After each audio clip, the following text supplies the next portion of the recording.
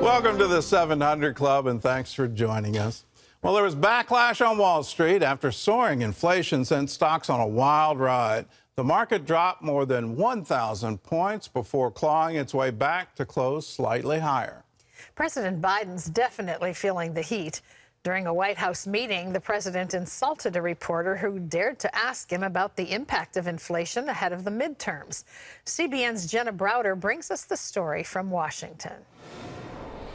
Inflation's the worst it's been in 40 years, and consumers are feeling it with just about everything costing more, especially food. Meat, eggs, poultry, and fish all surging 12.5% from last year. The New York Times editorial board out with this headline: "The president's economy is failing the Big Mac test," meaning Americans can't buy as many hamburgers as they used to, a measure of how inflation is affecting the bottom line in household budgets. The Heritage Foundation's Joel Griffith on CBN's Faith Nation. A lot of families, when they're going to the grocery store, if they can find the items they're looking for, they're finding, wow, we can't even afford to have a nice steak once a week. They're going ahead and buying ground chicken in substitute. And this is happening, though, in so many areas of consumers' lives. Meanwhile, the president's critics say he isn't doing enough to fight inflation. That Joe Biden knock-on-wood strategy is just not producing results. So what will they do for the next year is they will spin it, as we started to see yesterday, that it's not Joe Biden's fault, that it's the Republicans' fault, and you need to change your expectations because it's not really as bad as you really think it is. A recent CBS News poll shows most Americans agree the president needs to do more. 65% say Biden isn't focusing enough on inflation, and 62% disapprove of his handling of the economy. Monday, the president showing frustration with a sarcastic and demeaning comment after a reporter asked him about inflation at a White House meeting on lowering prices. Do you think inflation is a political liability? That's a great asset. More inflation. What a stupid. Biden later called the reporter to clear the air. The president contends that passing his stalled multi-trillion-dollar spending program will bring inflation down. And that New York Times editorial points to the administration's pandemic relief as one reason why it says things aren't worse. Not everyone agrees. All of this government spending that we've seen over the past year and a half has actually made the situation worse. So many families, they love getting those checks, for instance, in their checking accounts or in their mailboxes from the government about a year ago. Well, that's just the tip of the iceberg when it comes to new spending. And the Federal Reserve begins 2 days of meetings today. It's expected to begin raising interest rates in March in an effort to bring down inflation. Of course, higher rates could also cause more economic turmoil. In Washington, Jenna Browder, CBN News. Well, brace yourself. Get ready for more inflation, more price increases. And the government doesn't seem to really get the message in terms of it's all about the federal spending. The more the federal government pumps money into the economy, and whether that's direct aid to people by sending them checks or these massive infrastructure spending bills, the net effect is always the same. There's inflation. You have more money pursuing goods. And if you have a supply chain problem at the same time, well, it just seems to multiply. And then what happens is wages go up, real estate prices go up as well. We're seeing all of that at the same time, and that is a massive reset on the economy. Whether it's entirely Biden's fault is open to debate. You look at all the spending that happened in 2020, 2019, you can get an idea. At what point, do we start running out of the world's currency? Is it at 30 trillion? Is it at 50 trillion? At what point do people say we're no longer going to fund the American economy by using U.S. dollars? That's an open question. That will be a massive problem, not a little one. And when you devalue your currency as much as we seem to be wanting to do, at the end of the day, you don't get to do that forever. You have to start curbing it.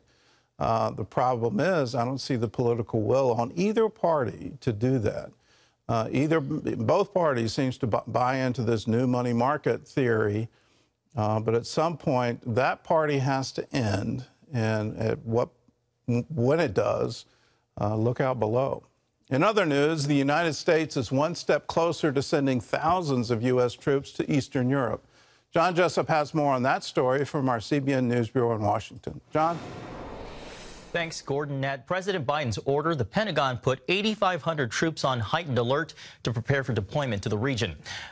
A Defense Department spokesperson says no official decision has been made to send them in just yet.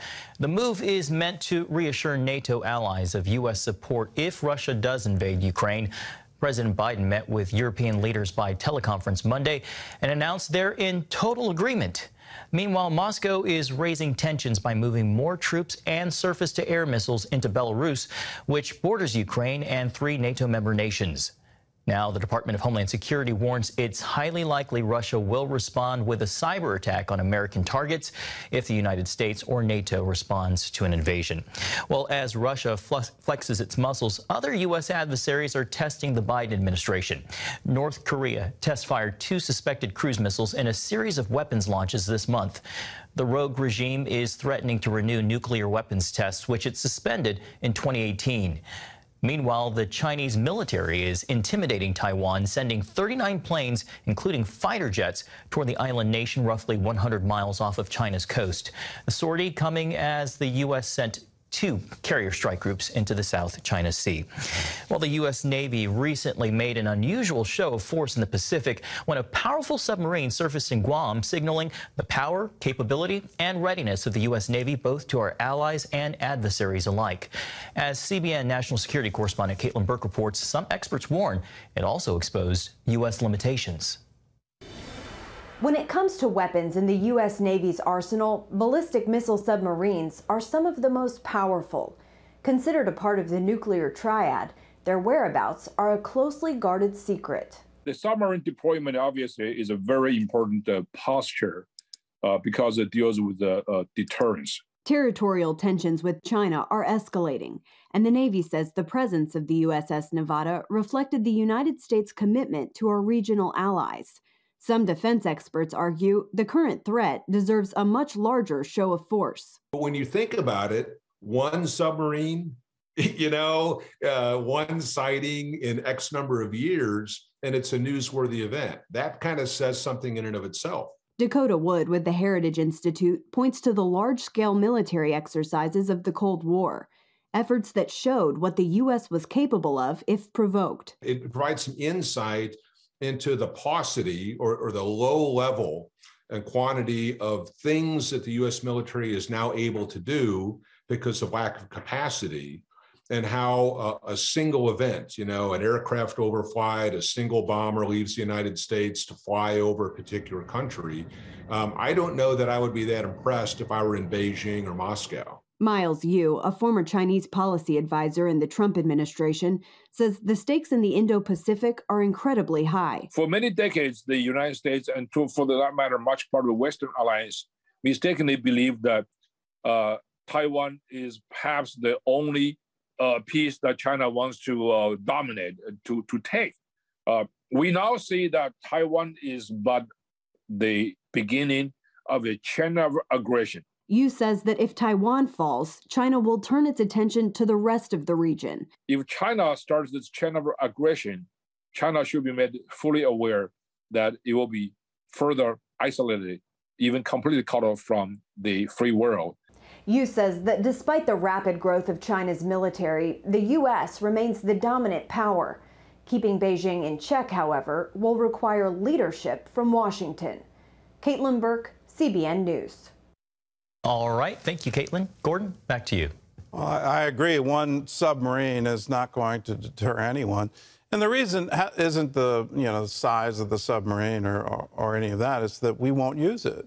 That's a nuclear submarine armed with nuclear missiles. No American president is going to launch nuclear missiles and be the first one. So if China decides to invade Taiwan, are we going to respond with nukes? And the answer is no. And I think everybody knows that. So this is not really a show of force. Don't miss the key part of that piece is that China is not just aiming for Taiwan. Certainly they want Taiwan back, and they consider it a rogue province. And They want it back as part of the territory of China. But they clearly want Tibet. They're clearly making provocations on the border with India. There have been several skirmishes there with the Indian Army. They absolutely want to exert control over all of Southeast Asia. So that's Cambodia, that's Vietnam, that's Thailand, that's Myanmar. And in times past, their influence went all the way to Indonesia and the Philippines, Korea. They want all of this to be part of their sphere. The concept is they're the Middle Kingdom, and you're supposed to come to the emperor in Beijing and kowtow. That means knock your head on the floor and give a tribute in exchange for the blessing from the emperor. So they want control, and they're quite adept at playing this chess game, and they're playing a very long chess game. There's a reason they're funding all the harbor facilities, and this isn't just in Southeast Asia, this is throughout the world. They want to control commerce. They want to be in control of the world's banking system. They have very ambitious plans for the coming century. We have to wake up to that. And are we even trying to compete on that field with them? So this is a lot more than just one sortie over Taiwan or one submarine surfacing in Guam. There's a much bigger picture here, and it looks like we're retreating rather than advancing. I still have ringing in my ears the statement from the spokesman for the military of South Korea. And he said publicly, this is on a BBC report, we're watching American power diminish as we speak. The long-term ramifications of the withdrawal from Afghanistan, the long-term ramifications of our political division, where we can't come together on key strategic points. We have to fight one another first before we can have a national policy. What's currently happening in Ukraine is sending a resounding message around the world. America's weak. Take advantage of it. Terry? Well, still ahead, a telephone lineman who fell and broke both of his heels. Swelling, soreness, and gout followed. See how he was supernaturally healed in an instant after years of agony. Plus, numerous Republican contenders could be in the mix for 2024. The big game changer, Donald Trump. Check out the GOP forecast for the next presidential race after this.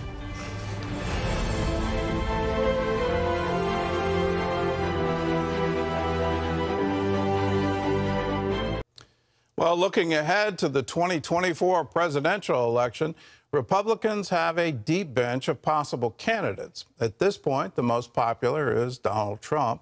If the former president announces that he will run, it will make an indelible impact on the GOP race. David Brody explains. It comes as no surprise that most of the 2024 conversation centers on Donald Trump. He's been strongly hinting at another run for president. He certainly sounded like a contender when I spoke to him a few months ago.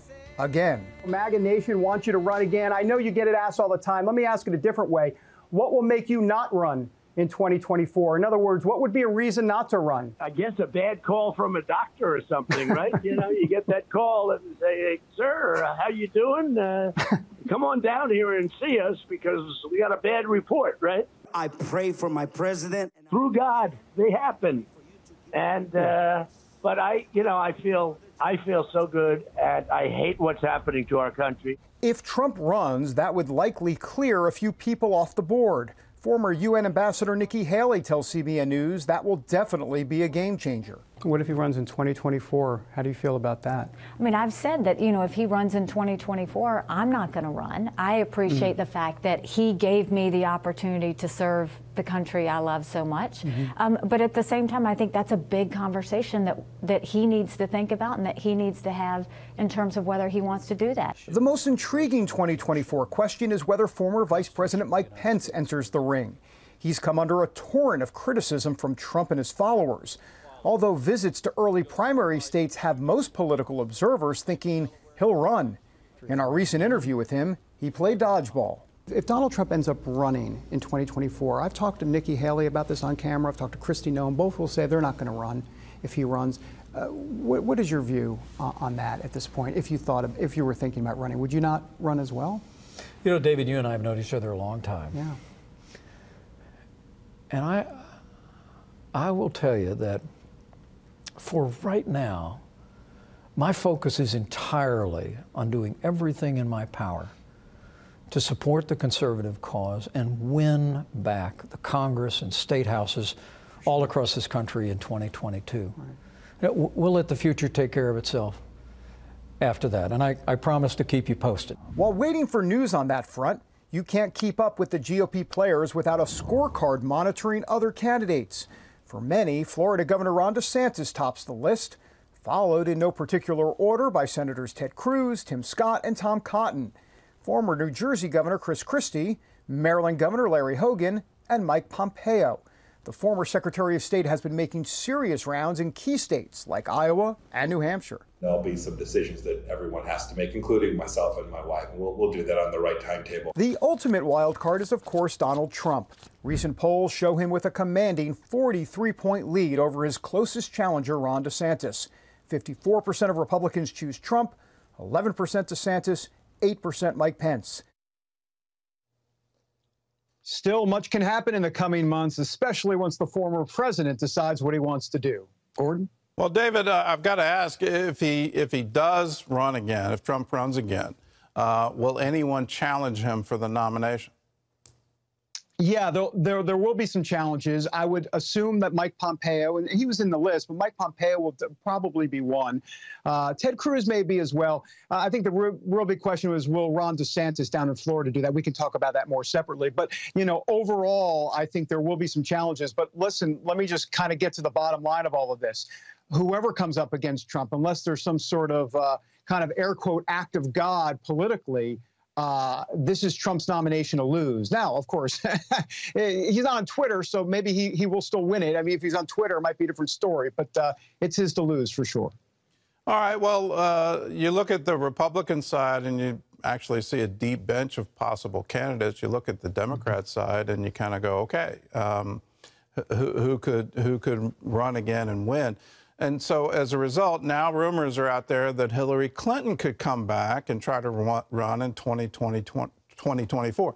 So what chances do you think we have a rematch of 2016?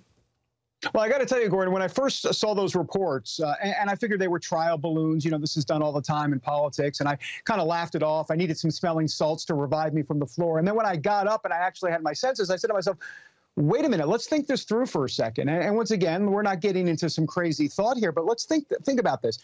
There is a potential big-time shellacking coming for Democrats in the midterms. That's going to put Joe Biden in a very tough spot politically. It'll put Kamala Harris in a tough spot politically as it relates to 2024. It gives oxygen potentially to Hillary Clinton. Now, why exactly? Well, because Joe Biden has decided he wants to be the next FDR. He's decided he wants to go full-on with the progressives.